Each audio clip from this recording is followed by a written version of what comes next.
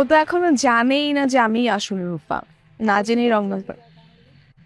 ওটা পরে ম্যানেজ করে নি, ওটা কোনো প্রবলেম না।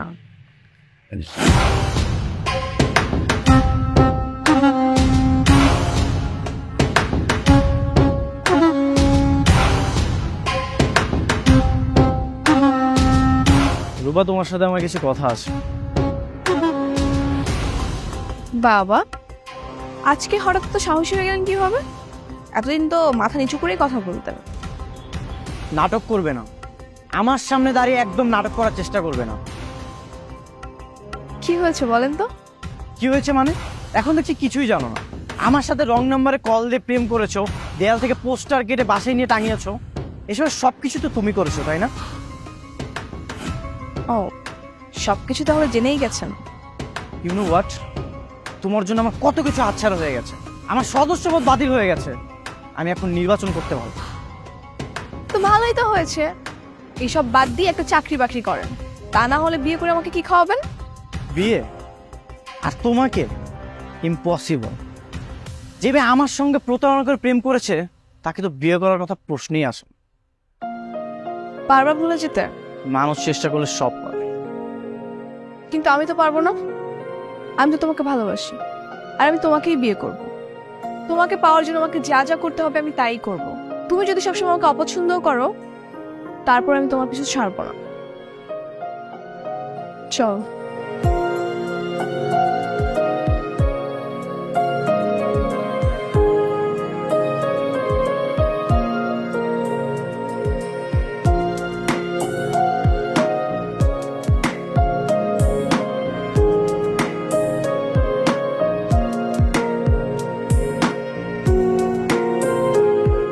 তার মানে তুই অনেকের সঙ্গে যোগাযোগ বন্ধ করবি না, তাই তো?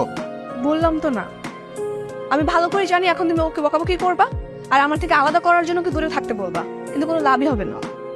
রূপা, একটা জিনিস বোঝার চেষ্টা কর। অনেক একটা বেকার ছেলে, তুই আমার একমাত্র আদরের বোন।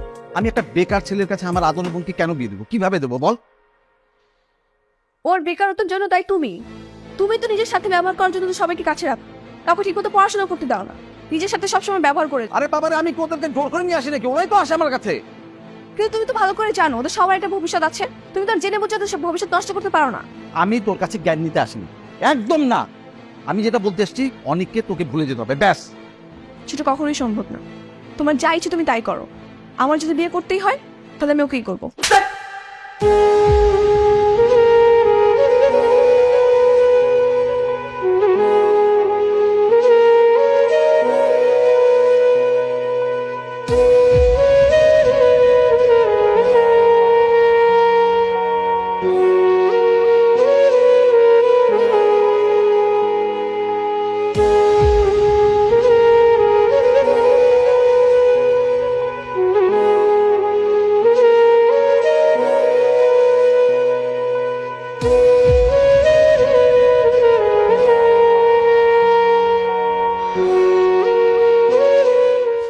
আহ, কি অবস্থা রে?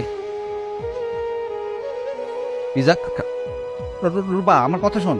রূপা, রূপা, রূপা। আচ্ছা, একটা মানুষ সারাদিন